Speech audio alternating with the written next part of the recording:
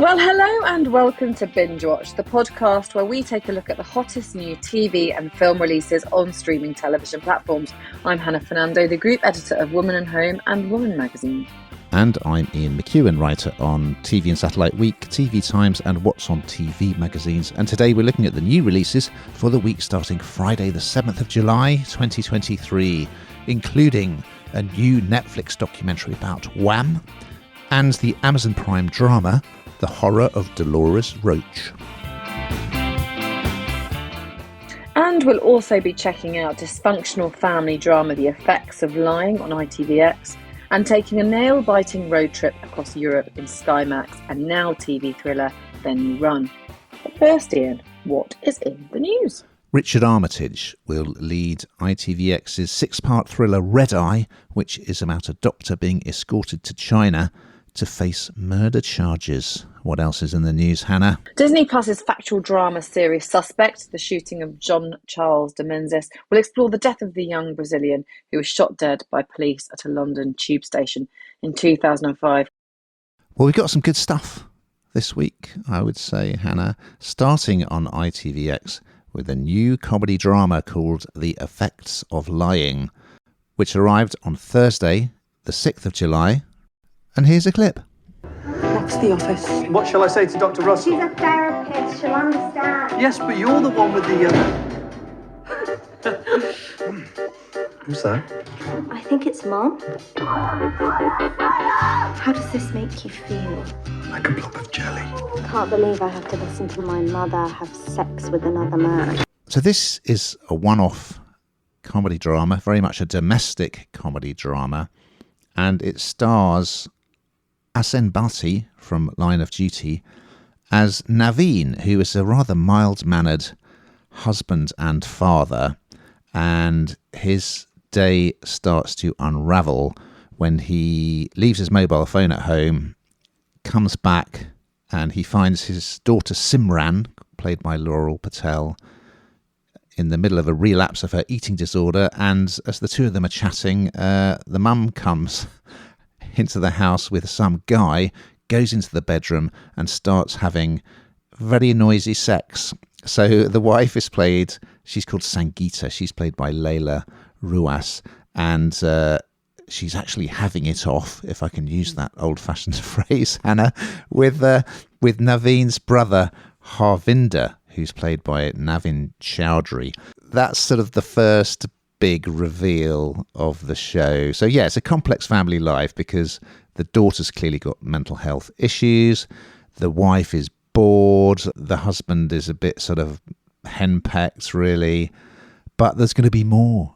Secrets and lies are going to come out as the day unfolds, Hannah. So it's got some good stuff in it. It's a very good cast, I would say. It's very strong.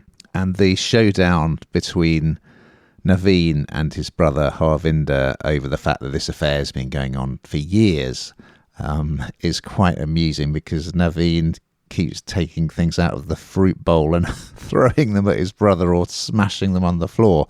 So there's a lot to like about it. There were one or two elements that I didn't quite buy into. So, for instance, the fact that the mum would come back to her own house when the brother's got his own flat, have very noisy sex when it's quite possible the daughter will be in, or that the husband could come back. I kind of thought that's not particularly believable, but it doesn't really matter. There's lots of good stuff in it, some really good performances. So, I mean, it's quite heavy going, even though it's a comedy drama. In some ways, it is quite a bruising watch because of all this family dysfunction, but I thought it was good. What did you think, Hannah? Is this just like a day at home for you? Obviously, always walking in on that sort of thing. Do you know what? It's funny, isn't it? This is obviously, extreme end of the spectrum, but you can often sort of get up in quite a chipper mood, can't you? And then within about, an hour, everything you thought was all normal and sorted and all fine suddenly erupts in your face. And this is exactly what happens here. I really enjoyed it. I like Layla. I think she's a good actor, and I like what she brought to the party here. The kind of, like you say, the showdown between brothers, I think is done very well. I mean, it's hard to believe that it is comedic, but it is in places, because it's just so heavy going. But I enjoyed it. I mean, it's quite basic, and I think it was had a very, very tight budget. But I sometimes that makes it all the more raw and all the more credible, and I think it did. So I enjoyed it. Now, we've been very much looking forward to this next one, Hannah. It is a new music documentary called Wham. It's on Netflix. It arrived on Wednesday, the 5th of July, and here is a clip. Let's introduce the band. George, I'm Andrew. We had a number one album, we had a string of hit singles, and we were selling out arenas. How can the country be in love with these two idiots? Yes, we have been looking forward to this. I love music documentaries, and you always learn something new. And it doesn't even, well, we've talked about this so many times before. I don't think you have to be a massive fan, particularly of the artist or the band that the documentary is about, because actually 9 times out of 10, if they're choosing to do a documentary about someone or as I say, a group, it will be music that that you get your legs moving and you dance along to it. And this is absolutely that. But you do learn something from this because it sheds, well, there's new footage for a start. It sheds a new light on the whole George Michael and Andrew Ridgeley friendship, because of course they were school friends and then they became massive superstars. And so sort of set with brilliant footage and great music and everything you'd expect from this, you do begin to learn about their journey as sort of regular normals, I suppose, to being these global superstars and the difficulty along the way, and also quite how different these two people really were, because Andrew Ridgeley seemed to be sort of just quite happy with it all. He was enjoying the experience, and I think George was, but he from the documentary, you see him sort of struggling with not just the fame side of things, but his sexuality, and the fact that he wants to be the best. And at the very beginning, I didn't know this particularly. I think it was seen as a bit of a joke, and for him, that was a big problem. He wanted to be known as a great producer, music writer. He wanted to be known as the best, and you saw that journey and lots of interviews and footage that we haven't seen before, where you really pick up on that want and the sort of differences between the two. And it's produced by Simon Halfon, who was actually good friends with a pair of them. And I think Andrew Ridgeley, obviously, sadly, George has passed away, but Andrew Ridgeley was delighted with how this has turned out and the way the band has been portrayed. But I thought it was quite moving in places. It was, as I say, it gets your legs tapping, you want to dance around, and it feels very real, actually. It feels like you're there on their journey with them. So big thumbs up from me. Did you enjoy it? Really enjoyed it, and I love Wham. There, I've said it. So I learned a lot of stuff that I didn't know about Wham. Well, first of all, there's a hilarious photo of George Michael, which obviously is a stage name, when he first arrived at school where he met Andrew. I mean, he's unrecognisable. I didn't know that Wham Rap was their first single, but it didn't do very well. I just remember seeing them do Young Guns on Top of the Pops and just being blown away by the performance and the song. And they do revisit that. It just a cancellation on Top of the Pops meant that they got the opportunity, and that was their breakthrough. Really good to see them in action on their first tour. There's good footage of that.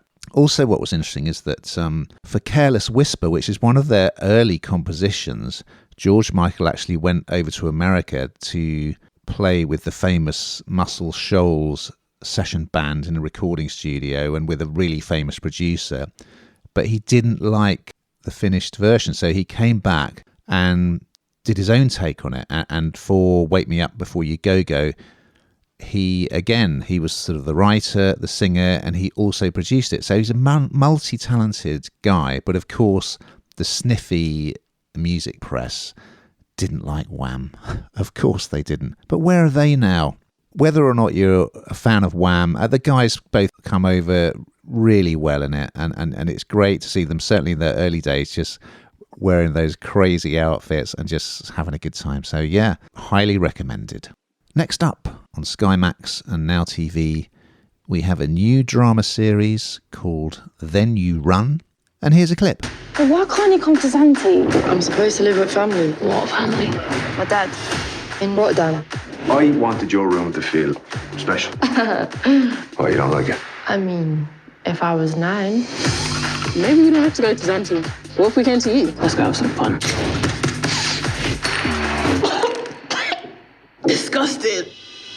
Like many a good drama series, Hannah, this one starts with a scene that really grabs you and then it's going to flash back. So this has an intriguing opening. There's a car driving in a snowstorm. All the traffic comes to a halt. The snow is drifting. It's nighttime. And suddenly one driver is walking along, opening the doors of all the cars in front and killing whoever's inside. You think, what the heck is going on here? It's chilling. It's really well done. Brilliantly shot. And then we flash back and there are these 4 young female friends. They're at a funeral and they're planning to go on holiday together. But one of them, Tara, played by Leah McNamara, instead is going to Rotterdam to visit her estranged father. Now, we also get another scene where the estranged father is dead and we're going to flash back to when she comes over to meet him and we're going to find out, well, how do we lead up to that scene in the snow? How do we lead up to the death of the dad? So it's not really a spoiler because this is in the first few minutes. It's really high quality.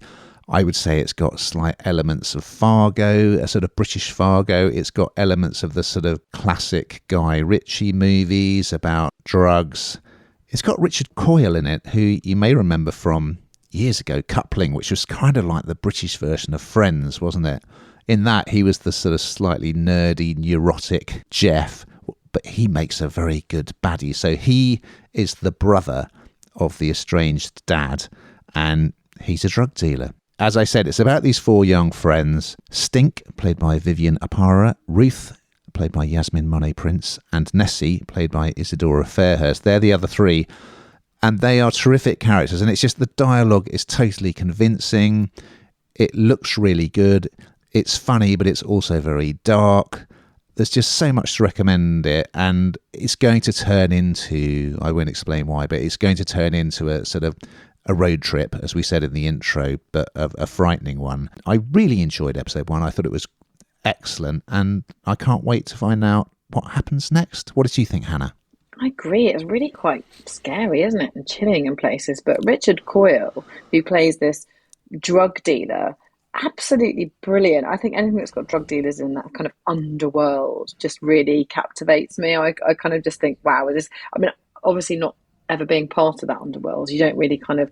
I imagine that they know what they're talking about, and it is really like that. But it's. I thought it was very, very good, and I'm interested to see how it will develop and where it's going.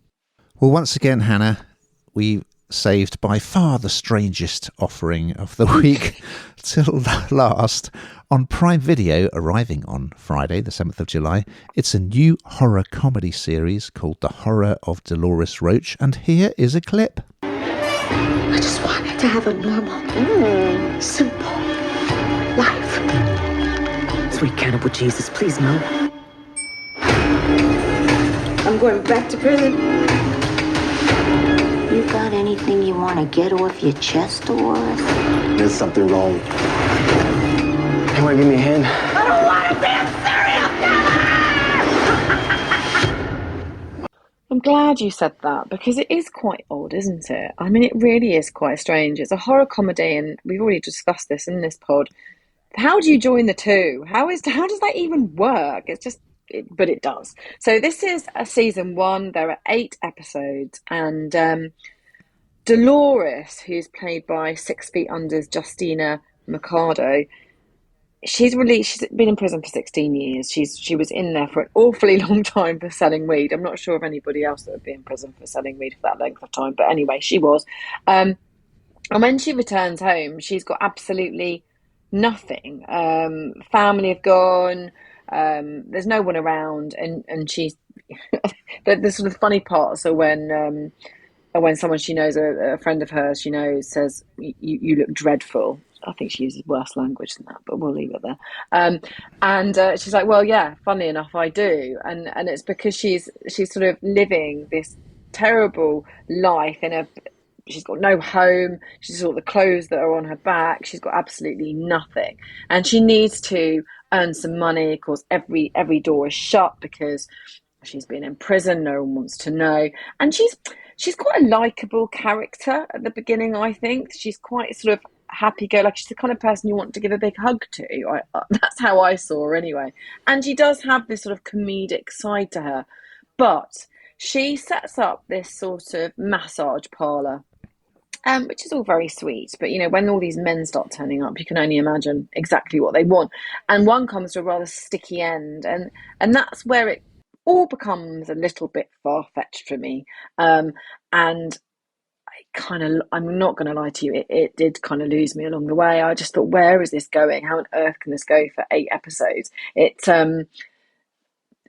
started off oddly and ended up even more strangely because, as I say, once somebody reaches a sticky end, she doesn't want to face prison again, she doesn't want to go back there. And for me, there doesn't seem to be anywhere to go from that, and it doesn't really become funny anymore. So I felt it was quite a strange offering from Prime.